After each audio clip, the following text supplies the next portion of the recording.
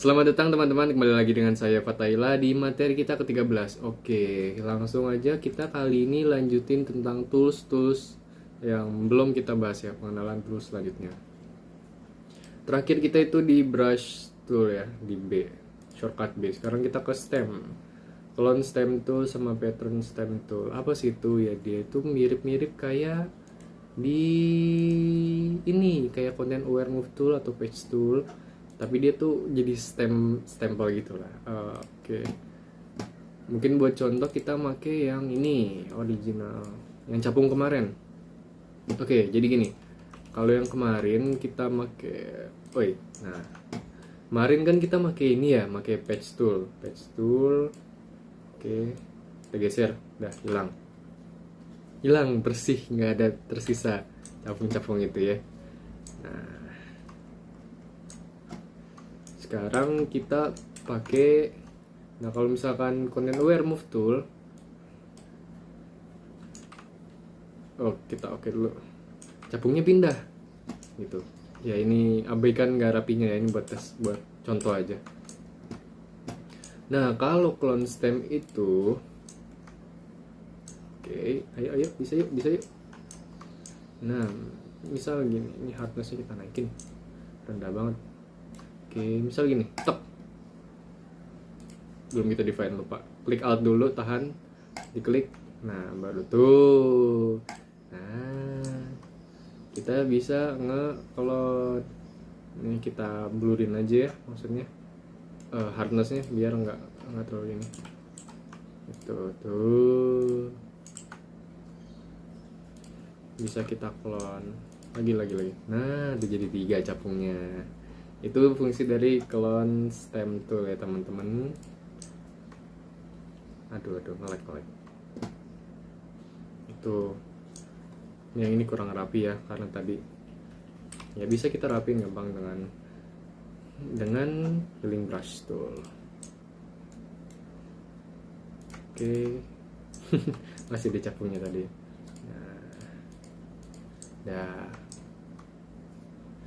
Nah ini kan masih agak oke. Jadilah 3 capungnya, yang awalnya cuma 2. Itu fungsi dari clone ya, clone stem tool. Kalau kita pengen nge-cloning suatu objek, bukan dipindahin aja. Kalau yang terakhir kan itu kita pindahin atau kita hilangin. Kalau ini kalau kita pengen cloning. Nah lanjutnya itu pattern stem tool. Ini juga stempel juga ya, stem juga. Cuman bedanya dia patternnya juga sama kayak kemarin itu tuh, masih bentukan pattern bawaan Photoshop. Gimana ya?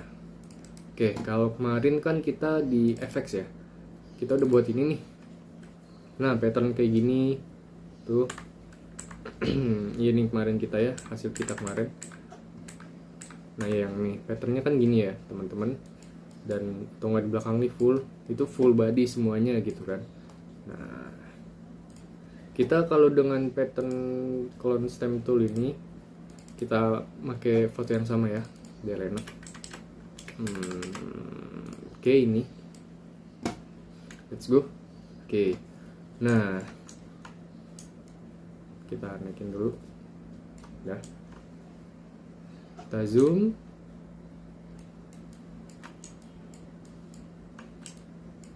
Oh ya, move tool kalau dulu kan klik H bisa langsung ya, sekarang jadi kayak gini. Aduh, salah. Nah, sekarang biar lebih gampang tuh ada shortcut baru, klik shift spasi space. Klik shift dan space bar spasi. Nah, kalau dilepas space barnya tuh dia jadi move tool lagi. Kita buka dulu. Nah, zoom juga sama tapi kontrol, bedanya kontrol space bar. Tuh zoom in, zoom out. Wih. Kalau kiri kanan tuh dia cepet, kalau atas bawah dia lebih smooth ya, keluar masuk zoomnya. Nah gitu, lebih ke kiri kanan sih sliding. Tapi saya juga lebih suka alt control, juga lebih sederhana sih ya, karena kan ya pokoknya masing-masing lah, sesuai preferensi teman-teman. Mau pakai zoom tool ini juga terserah, bebas. Di Photoshop itu banyak jalan ya, dan kita nggak perlu ngeributin jalan yang ini yang bener, jalan itu yang bener. Kalau hasilnya sama ya udah gitu, masing-masing kita punya tekniknya. Oke, lanjut. tapi kayaknya kekecilan mukanya. Oke, clone stem. Nah, itu kalau kita pakein dia jadi kayak gini. Tada, nge-replace muka saya. Tuh, muka saya aja yang kena clone stem gitu. Aduh, kita ganti ya jadi yang mana ya? Ini aja deh yang titik-titik. Nah, bosen ya kalau garis mulu gitu teman-teman. Tenang aja, di sini ada modenya. Bisa kita pilih screen misalnya. Oh, kalau screen kebalikannya jadi. Tuh, muka saya ini deh. Kelihatan nggak sih? Atau enggak yang ini deh, yang kotak ya. Tuh, warnanya tuh dia bakal ngikutin belakangnya, tapi ininya tetap putih. Tuh, kalau screen. Balik lagi.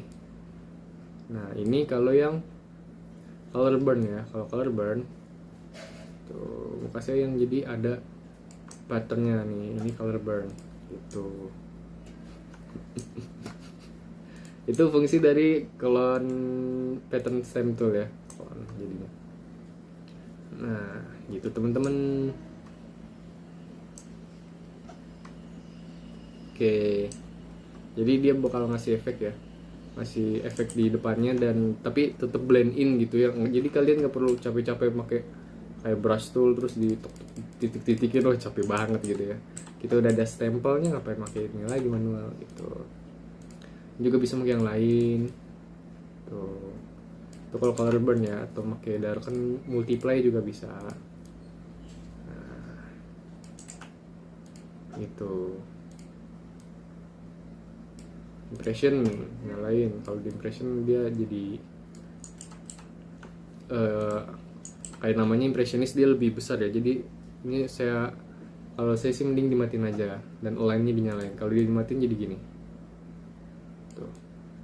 Nah, dia bakal nimpa ya satu sama lain. Kalau misalkan gini deh, saya contoh di sini. Nih, saya udah coret gini ya, terus saya coret lagi gini. Nah, dia bakal nimpa tuh, bakal nimpa. Kalau lainnya dinyalain, ini saya buat tuh dia nge-align, nggak bakal nimpa satu sama lain. Gitu. Ya kecuali ini kan tadi dia karena nggak di-align ya, gitu teman-teman. Itu fungsi dari pattern stem tool. Oke, muka saya kayak muka buron diginiin. Nah, lanjut kita ada di history brush tool. Oke, ini sama aja kayak brush tool, tapi bedanya dia tuh kalau misalkan teman-teman udah pernah ngedit sesuatu, dia tuh balikin ke normal. Kayak misalkan ini kan ini kelewatan nih ya. Kalau misalkan kita erase pakai erase tool biasa, semuanya kehapus gitu kan, gambar-gambarnya, bukan cuma editannya doang, karena kita di layer yang sama, bukan di new layer gitu. Nah, caranya pakai ini history brush tool. Nah, kita hapus tuh, dia bakal ngapus. Dia kayak history, kayak nge-save. Terus kita naikin nge-save, bukan nge-save ya, dia tuh ya nge-save sih, nge-save history dari gambar yang pernah kita edit gitu. Nah, itu history gini ya. Misal kayak gambar, jadi ini aja deh, gambar gimana sih di content aware ya. Oke, di sini misalkan ini kemarin ke save ya, orangnya udah hilang duluan. Sulit juga udah hilang lagi. Oh, nih masih ada nih. Oke, misal ke sini nih. Oke, kita misal udah pernah pakai ini buat spot healing brush ya. Size kita gedein.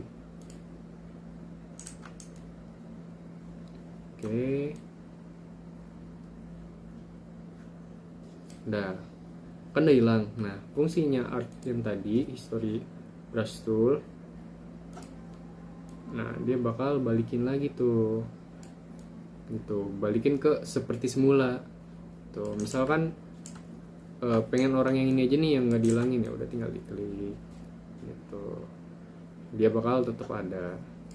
Dan sisanya bakal kita rapiin lagi, kita rapiin pakai spot healing brush. Nah, jadi itu ya teman-teman fungsinya. Tuh. Kita mau balikin semua ya, tinggal history brush tool lagi. Nah, gitu. Jadi gitu bedanya sama undo kan, kalau tadi kita undo nih. Kita undo. Nah, semuanya kan ke undo. Nah, kalau pengen itu aja ya tinggal pakai history brush tool.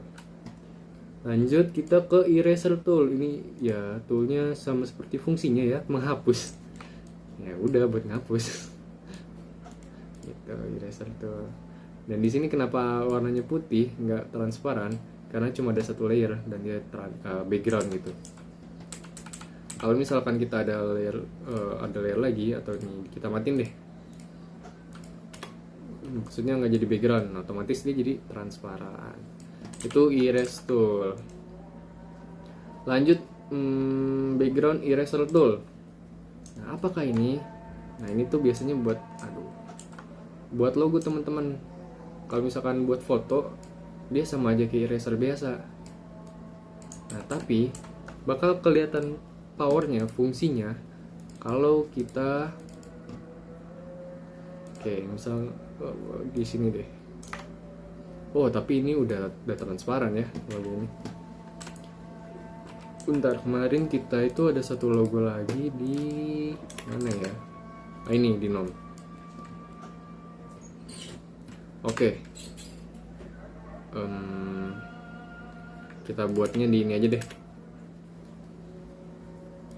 Di terpisah aja ya, biar kelihatan jelas. Oke, misal teman-teman punya foto atau teks atau logo atau apapun, tapi dia nggak transparan gitu, belakangnya masih putih. Teman-teman pengen buat transparan, ada banyak cara gitu. Bisa pakai select color range gitu, bisa di select, di oke, baru ntar dihapus. Bisa saya kayak gini. Nah, itu kan ada beberapa step ya, berstep-step. Bisa juga pakai ini di quick selection tool atau magic wand, bisa dihapus, bisa. Nah, cuman ini tuh kehapus juga ya semuanya ya, tagnya sama ininya, karena dia kan quick selection atau magic wand gitu, dia kan nyari yang putih. Nah, kehapus, cuman ininya belum kehapus nih, yang di dalamnya, karena kan dia cuma yang di situnya aja gitu. Nah, magic wand tuh sebenarnya bisa teman-teman kalau pengen ngapus semuanya. Contiguousnya ini dimatiin, contiguous bacanya. Pokoknya ini di uncheck. Kalau di uncheck semua yang warnanya sama, kita delete. Nah, bakal delete juga gitu. Nah, tapi kan itu berstep-step ya. Dan misalkan teman pengen ngapus bagian atasnya doang, nggak semuanya. Nah, itu fungsi dari background eraser tool. Dia bakal tuh ngapus, kita zoom deh. Nah, dia tuh ngapus backgroundnya aja. Aduh, ke bawah. Jadi kalau misalkan ngapus biasa nih, kita pakai eraser tool biasa. Misal kita pengen hapus manual, ya misal kali ini kan mending nih backgroundnya pure putih, kan kadang ada yang colornya nggak terlalu putih gitu, maksudnya ada gradiennya. Nah, ini tuh susah kan, bakal hapus juga. Nah, kalau pakai background eraser tool, aduh. Nah, dia bakal nyari pinggirannya gitu, pinggirannya nggak bakal di delete sama dia. Gitu. Oke, mungkin kalau di sini kelihatannya nggak terlalu efektif ya. Kenapa? Karena ya bisa tinggal pakai tadi magic wand, bisa langsung hapus gitu. Atau magic eraser juga bisa sebenarnya teman-teman. Ini sama kayak magic wand, tapi bedanya kita ambil dulu. Magic wand tuh buat nge-select. Jadi misal magic wand, nah nge-select gitu ya. Nah, kalau magic eraser dia langsung hapus, klik langsung hapus, kelar. Dan lihat nih, O-nya masih ada, tuh di A-nya, D-nya masih ada, B-nya masih. Ini kalau misalkan kita buat ini ya, kita backgroundnya kita buat gelap dulu. Nah, masih ada kan? Karena oke, contiguousnya masih aktif. Kalau kita matiin, kita layer gelap belakangnya biar kelihatan. Nah, kita hapus, tuh ini juga hapus. cuman layering jangan hitam deh, merah deh biar kelihatan ya pikirannya, biar lomnya kelihatan.